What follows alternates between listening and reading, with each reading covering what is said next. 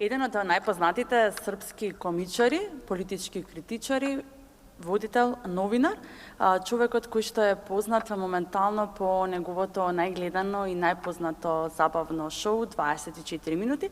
Мислам дека не треба повеќе зборови, знаете веќе за кого станува збор. На моја огромна чест и задоволство имам чест секако во продолжение да разговарам со кој ако не Зоран Кесич. Најпрво ќе ви посакам добро дојдовте во Скопје и во Македонија. Hvala vam, koleginice, na ovoj divnoj najavi i divno je što ste sve ovako lepo rekli i meni je čast što je vama čast, što je meni čast i vama je čast i meni je čast. Туку што заврши вашиот прв настап во Скопје, во Македонија, за жал нема да има реприза, иако беше преполна филхармонија салата, односно македонската филхармонија. Зошто се одлучивте еве само за еден настап во Скопје?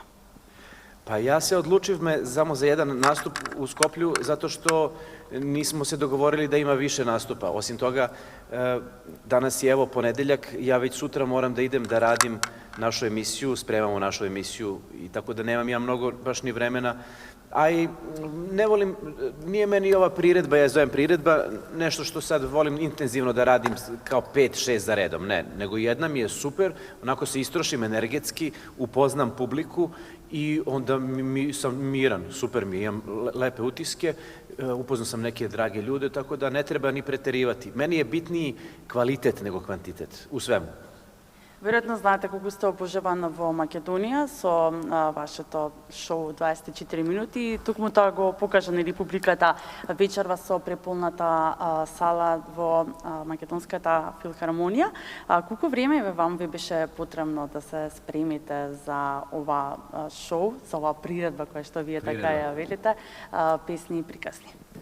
Ja ovu priredbu izvodim već nekoliko godina sa bitnim varijacijama. Dakle, nije ista priredba u Skoplju i priredba u Sarajevu i priredba u Beču i priredba u Amsterdamu ili negde. Dakle, u odnosu na zemlju, na grad, na moja osjećanja vezana za tu zemlju, ja prilagođavam priredbu i pišem jedan deo namenski samo za to mesto. Dakle, ja nigde više neću izvoditi pesmu o Darku Pančevu, ja nigde neću pričati o odnosima mojim prema Makedoniji i onom što je vezano za Skoplje i tako, i ono što ja znam za odnose Srbije i Makedonije. Sigurno to neću pričati u Bosni ili tako. Tako da je meni zanimljivo da je ova priredba bude kao jedan živ organizam koji se menja, koji se prilagođava i koji u jednom trenutku će postati potpuno drugačiji od onoga kako sam počeo.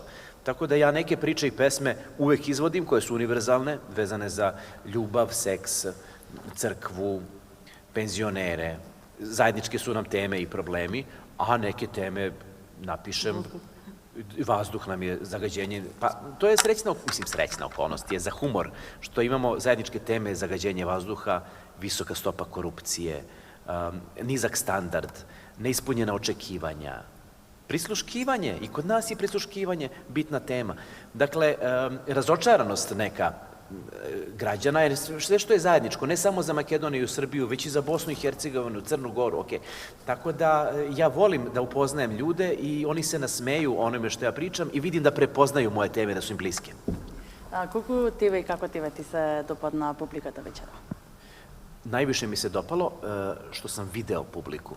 Ja sam ovde gospodinu koji radi rasvetu, sam ga zamolio, pitao sam ga da li ću videti publiku, on je rekao ne, publika je u mraku. Ja sam insistirao, želim da vidim publiku, jer kada je publika skroz u mraku, ja se obraćam nekom moru tame. Dakle, to mogu biti ljudi, mogu biti i reptili, mogu biti i veštačka inteligencija. Volim da vidim ljude. Ja sam video večera sve ljude, bilo je puno penzionera i slatkih bakica je bilo. Tu je jedna plava, slatka bakica. Bilo je 2-3 dece, bilo je mladih ljudi, bilo je parova, bilo je klinaca, tinejdžera. Zaista jedan presek društva, ja mislim da su bili svi, od malog do najstarijeg. Tako da mi je bilo zabavno da se direktno obraćam nekim ljudima u publici, da stvorim tu vrstu komunikacije i onda na tom talasu ja zaista uživam i kažem ponekad nešto i što nisam nameravao. Знаеш ли дека твојата популарност, како што се нели толку популарен во Србија, толку си популарен и луѓето те сакаат и те обожуваат и во Македонија. Свесен ли си за тоа?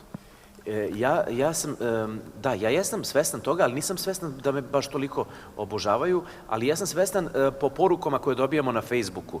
Naprimjer, kada okačimo nešto vezano za našu emisiju na Facebooku i onda vidimo u komentarima puno makedonskih imena i na makedonskom pišu i obraćaju nam se.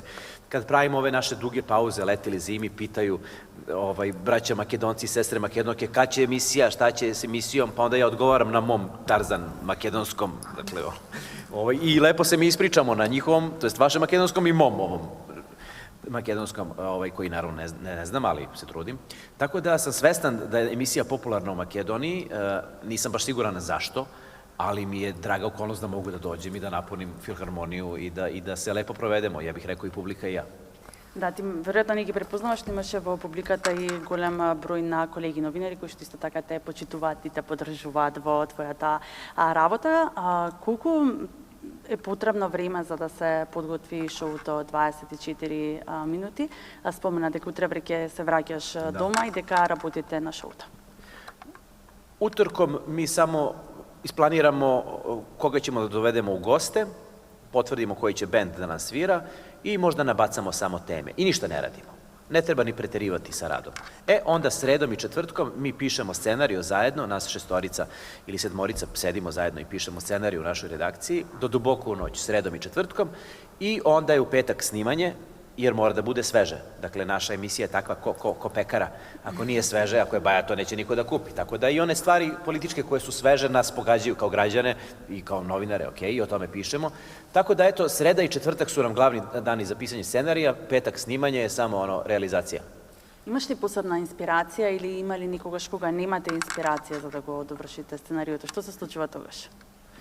Pa, mi uvek imamo razne teme, znaš, ponekad nisu one toliko atraktivne, ali mi uspevamo da od njih napravimo, da se poigramo sa televizijskom formom, zato što naša emisija je takva da ja od 18. godine radim na televiziji. Ja se sa 18-19 godina zaljubio u televiziju, ali u ceo proces televizije.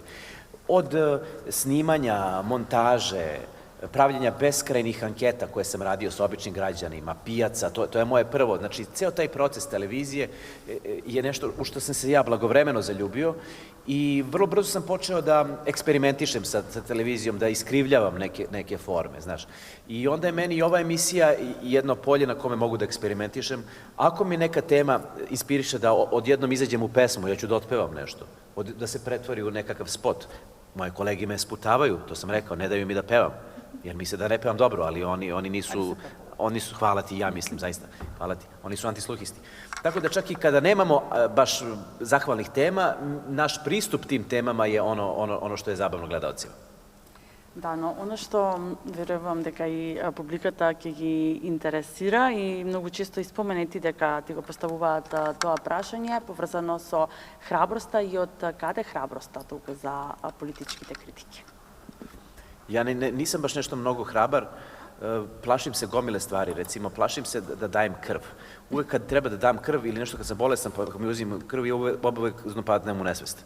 I onda me isto pitaju ovo što me vi koleginice pitate, kako gospodin Keć, pa vi ste hrabri, kako? Ja rekao, samo čekaj da vidiš. I ja, evo. Ali samo na krv tako reagujem i na svoju. Ako neko drugi krvari, recimo meni nije problem, mogu da gledam da leži da krvari, ali baš ne volim malo krvi meni, jako sam velika kukavica. Za ovu emisiju koju radimo, jedini način da se ona radi jeste da se govori oštro i direktno, jer svako uvijanje u neko taktiziranje ne bi bila ta forma. Ovakva forma emisije političke kritike, satirično-političke kritike, zahteva oštrinu i stav. Dakle, svaka tema koju obrađujemo mora da ima jasan naš stav. Mi o tome tako mislimo. Ako se to zove hrabrost, onda okej, jesmo hrabri, ali ja mislim samo da govorimo ono što mi mislimo. Pritom ne isključujem da ponekad nismo u pravu, ali potpisujem da uvek govorimo ono što mislimo. I to gledalci prepoznaju i to im se čini kao hrabrost. Iako to nije hrabrost, samo je spremnost da kažeš ono što misliš. Имаш ли притисоци, се соочуваш ли често со притисоци поврзано со работата и со емисијата? Suočavam se samo sa pritiscima od strane naših gledalaca, od publike koji su toliko razmaženi. Oni, na primjer, nekad kažu, jao, da vi ste više sa Vučićem, pola emisije, cele emisije samo Vučić. A onda kada mi napravimo emisiju gde nema uopšte Vučića, onda kažu, prodali se, šta je, i vama zavrno uši. Dakle, nemoguće napraviti emisiju koja bi se svima svidela i svi misle da bi to bolje od nas uradili. Tako da gledaoci nas pritiskaju. Ili kad pomenemo crkvu, govore da sam ja protiv crkve. Kako ja mogu biti protiv crkve? Zašto bih bio protiv bilo kog preduzeća, protiv vodovoda, protiv kanalizacije, protiv, ne poredim, ali je preduzeće jedno koje lepo zarađuje, pritom ne plaća porez. Ali zašto bi bio protiv preduzeća? Ali, ako neko iz vodovoda kaže ili uradi nešto loše, naravno da ću prozivati tog čoveka iz vodovoda. To ne znači da ja mrzim vodovod. Tako da, ta zamena teza mi najčešće smeta i to dolazi od gledalaca. Od strane vlasti ili političkih struktura ja nemam nikakve pritiske. Nikakve. Valjda su se pomirili da mi ne mogu ništa. Да, одлично си ја работиш на работата, затоа си нели толку популарен и публиката те обожава затоа што го препознава уникатноста, ја препознава уникатноста кај тебе. Оваа вечер за прв пат во Скопје го имаше твоето шоу и како ти се допадна Скопје? Pa Skoplje je zaista fantastično. Ja sam imao prilike malo da prošetam, video sam puno divnih, video sam puno spomenika, da kažem. I shvatio sam da se sa tim projektom Skoplje 2014 išlo više na kvantitet nego na kvalitet, da bude što više. I ja sam svestan da neki građani Skoplja nisu zadovoljni izgledom tih spomenika, ali gledajte to sa vedrije strane, neko je sigurno uzeo pare za to. Tako da opet, ja uvijek sve gledam sa vedrije strane. Šalim se, nisam stigao, bukvalno malo je falilo da ne stignem. Dakle, avion je kasnio i ja sam bukvalno iz aviona došao ovde na probu i ja ću tek sada kad završim intervju izaći na ulice Skoplja i neću videti ništa jer je mrak.